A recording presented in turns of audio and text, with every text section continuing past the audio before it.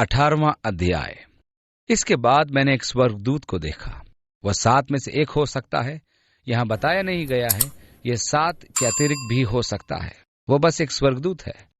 और पहली आयत में आगे लिखा है, स्वर्गदूत को स्वर्ग में उतरते देखा, जिसका बड़ा अधिकार था, और पृथ्वी उसके तेज से उज्ज्वलित हो गई। उसने ऊंचे शब्द से पुकार कर कहा कि गिर गया, बड़ा बाबुल गिर गया है, और दुष्ट आत्माओं का निवास, और हर एक अशुद्ध आत्मा का अड्डा, और एक अशुद्ध और घृणित पक्षी का अड्डा हो गया है।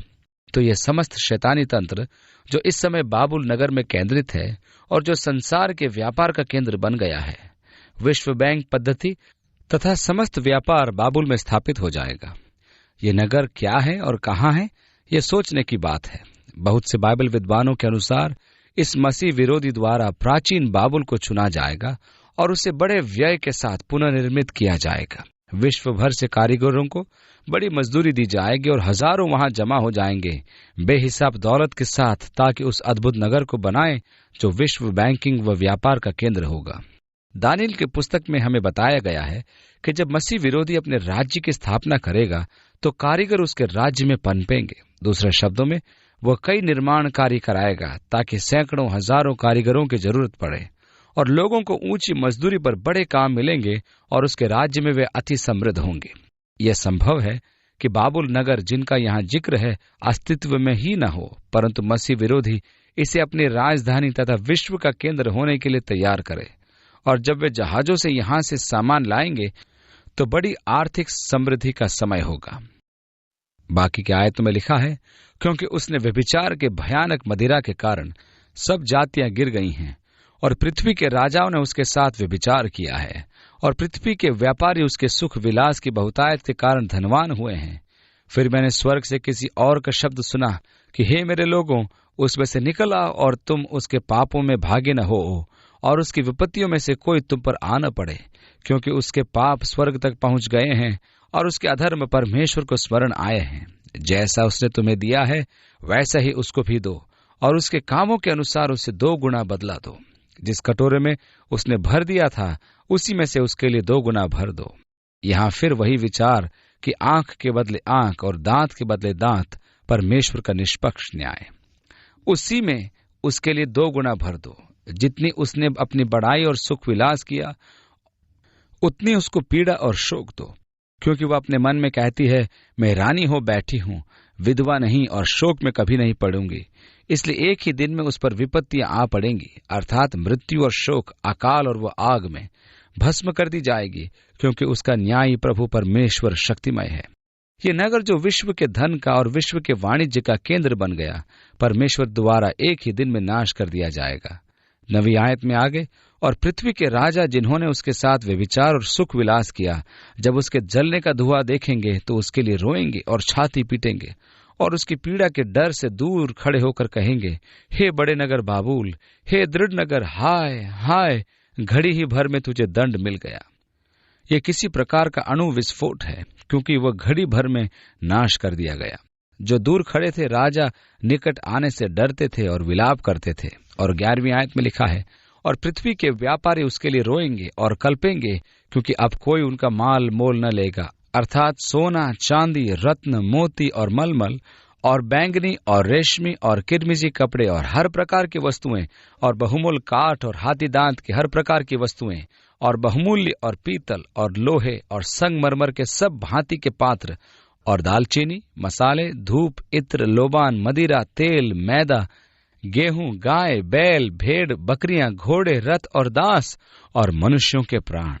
मेरा मतलब है, सारा वाणिज्य की संपूर्ण व्यापार इस क्षेत्र में होगा।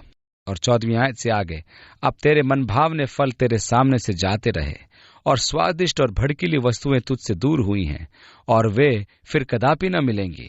इन वस्तुओं के व्यापारी जो उसके द्वारा धनवान हो गए थे, उसकी पीड़ा के डर के मारे दूर खड़े होंगे और रोते और कलपते हुए कहेंगे।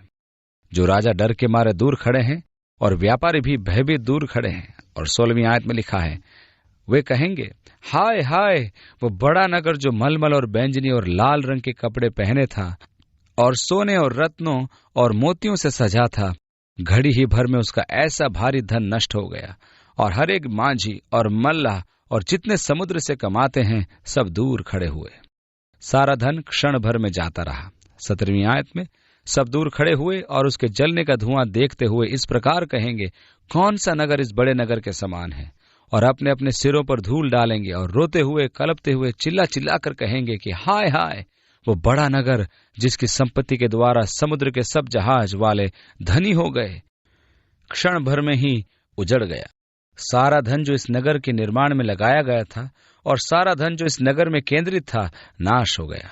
समस्त संसार विलाप कर रहा है। राजा, व्यापारी, सौदागर जो जहाजों में अपना सामान लाते थे उन बहुमूल्य वस्तुओं को नाश होते देख विलाप करते थे। स्वर्ग में दृश्य भिन्न था।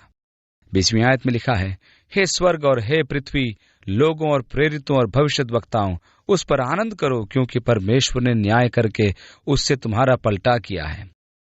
फिर एक बलवंत स्वर्गदूत ने चक्की के पाट के समान एक पत्थर उठाया, एक बड़ी चक्की का पाट जिसके बीच में छेद होता है। मैंने ऐसी ही बड़ी चक्की के पाट देखे हैं। उनका वजन 1200 या 1500 किलो होता है। यीशु ने कहा, जो कोई एक बच्चे के लिए भी ठोकर का कारण होता है, उसके लिए भला है कि वह चक्की का पाट उसके गले में डाला जाए और समुद्र में फेंका जाए।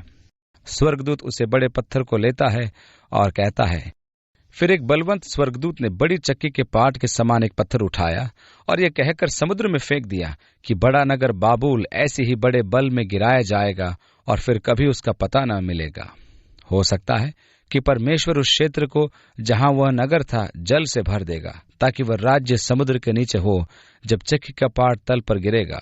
हो सकता है कि जल के द्वारा पृथ्वी पर उलट पुलट करने वाले परिवर्तन होंगे। वह क्षेत्र पानी से ढक जाएगा, वह फिर कभी न मिलेगा, फिर उनको याद न किया जाएगा। 22वीं आयत में आगे, और वीणा बजाने वालों और तुरही बजाने वालों का शब्द फिर कभी तुझ में सुनाई न देगा, और किसी उद्यम का कोई कारीगर भी फिर कभी तुझ में न मिलेगा, और चक्की के चलने का शब्द फिर कभी तुझ में सुनाई न देगा, और दिया का उजाला फिर कभी तुझ में न चमकेगा, और दुल्हे और दुल्हन का शब्द फिर कभी तुझ में सुनाई न देगा। क्योंकि तेरे व्यापारी पृथ्वी के प्रधान थे, और तेरे टोने से सब जातियां भरमाई गई थी, और भविष्यद्वक्ताओं और पवित्र लोगों और पृथ्वी पर सब घात किए हुओं का लहू उसी में पाया गया। अगली बार हम प्रकाशित वाक्य 19 से 22 का अध्ययन करेंगे और इस दंड के दृश्य से बाहर निकलेंगे और कुछ और अधिक रोमांचकारी विषयों को देखेंगे, जैसे कि नया आकाश और नई पृथ्वी और नया यरूशलेम इत्यादि। पिता, हम तेरा धन्यवाद करते हैं कि तूने हमें बुलाया और चुना है और अभिषेक किया है कि हम तेरे शिष्य हों, कि फल लाएं और स्थायी फल लाएं। अब प्रभु, हम स्वयं को तेरे प्रभुत्व में समर्पित करते हैं। तेरे आत्मा का राज्य हमारे जीवनों पर हो। हमें सब बातों में अपने समान बना प्रभु, अपने समान शुद्ध, धर्मी, और जैसा तू पवित्र है हमें भी पवित्र बना। हम तेरी एक पवित्र प्रजा हों, तेरा आदर व सम्मान करते हुए प्रभु तेरे साथ साथ चलें, ताकि हम उस दिन तेरे योग्य ठहरें जब तेरे राज्य में तेरे सामने हम खड़े हों। यीशु के नाम से मांगते हैं, आमीन।